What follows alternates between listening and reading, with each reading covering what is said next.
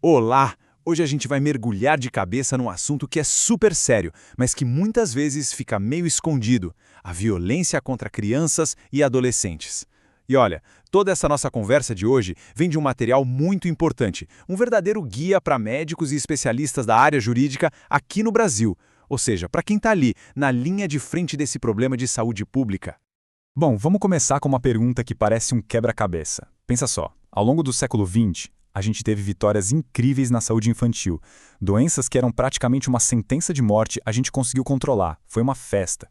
Mas, enquanto a gente fechava essa porta, uma outra, bem mais sombria, estava se abrindo. E a resposta para esse quebra-cabeça está aqui. Aquilo que as estatísticas chamam de causas externas, que são as agressões, os acidentes que poderiam ser evitados, os suicídios, isso não é só um número frio no papel. Na verdade, é o rosto de uma epidemia silenciosa que infelizmente atravessa todas as classes sociais e se esconde muitas vezes dentro de casa. Para a gente conseguir entender direitinho essa história toda, nosso roteiro vai ser esse aqui.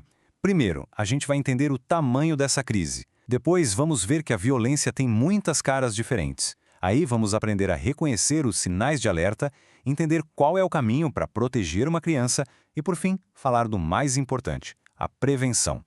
Então vamos lá, vamos começar a desembrulhar essa crise. E o ponto de partida já é um choque.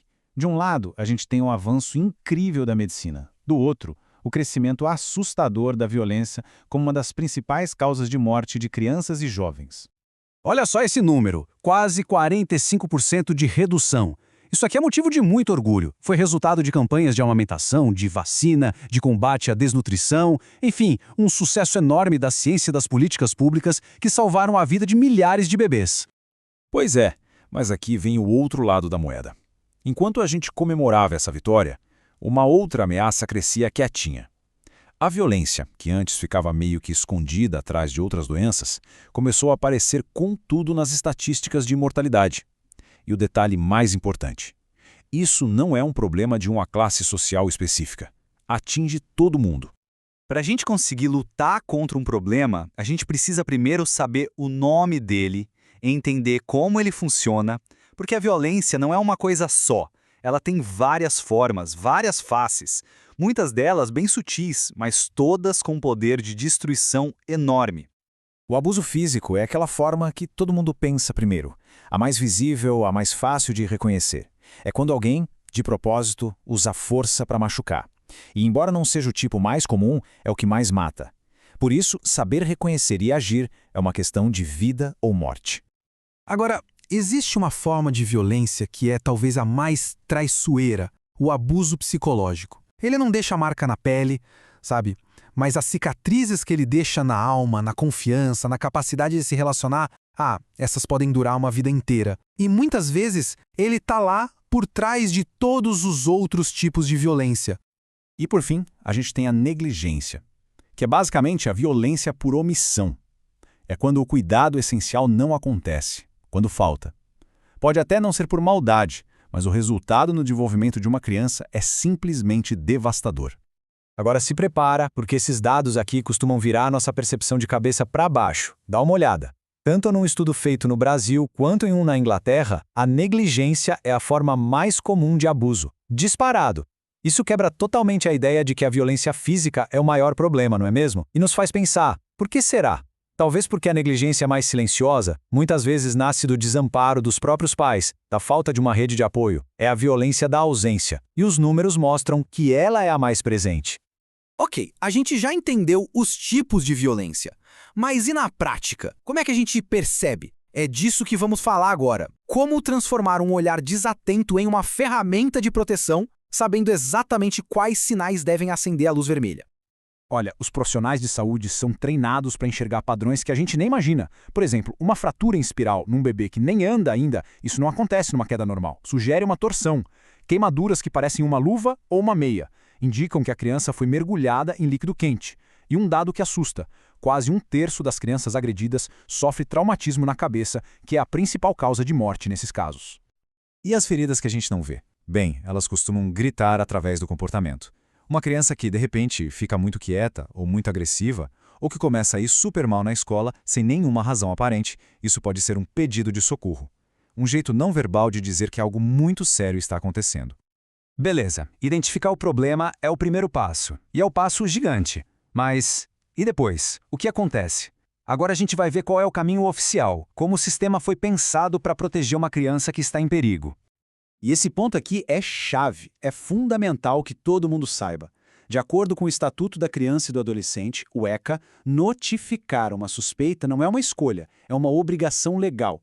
Um médico ou um professor que sabe de algo e não comunica às autoridades está cometendo uma infração.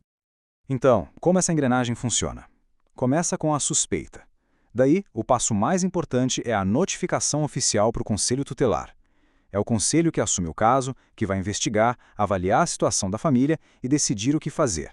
Eles podem encaminhar para terapia, para assistência social, e só nos casos mais graves é que a justiça entra em cena para determinar medidas de proteção.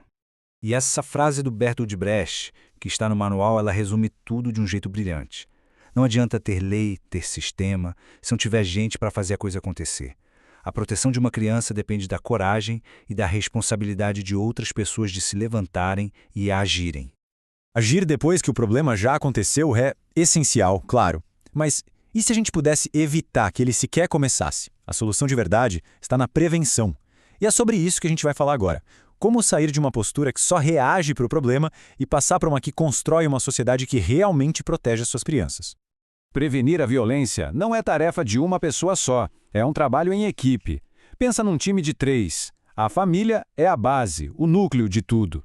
Mas a família precisa do apoio da sociedade, dos vizinhos, da escola, dos amigos, e esses dois precisam que o Estado faça a sua parte, garantindo saúde, educação e segurança para todo mundo. É um ecossistema. E aqui vem a mensagem mais poderosa, e sinceramente a mais cheia de esperança de toda essa nossa conversa. A violência não está no nosso DNA, não é um destino. Crianças que crescem com amor, com cuidado, com segurança, elas têm uma chance infinitamente maior de se tornarem adultos saudáveis, empáticos. Isso significa que o ciclo da violência pode, sim, ser quebrado. Para a gente terminar, tem essa reflexão da escritora Lia Luft que é, ela vira a nossa perspectiva de ponta cabeça. Ela nos força a perguntar, quem é o fardo de quem? Em vez de olhar para a criança como um problema, será que o verdadeiro obstáculo não são as condições que nós, adultos, oferecemos? E isso nos deixa com a pergunta que realmente importa. Proteger uma criança não é só um ato isolado, como fazer uma denúncia. É criar uma rede forte de apoio em volta dela. E isso começa no jeito que a gente olha para a família do lado, no jeito que a gente oferece ajuda para quem está passando por um perrengue. É garantir que a tarefa gigantesca de criar um ser humano não seja uma jornada solitária. Então a pergunta que fica é, como é que a gente pode, todo mundo junto, fortalecer essa rede?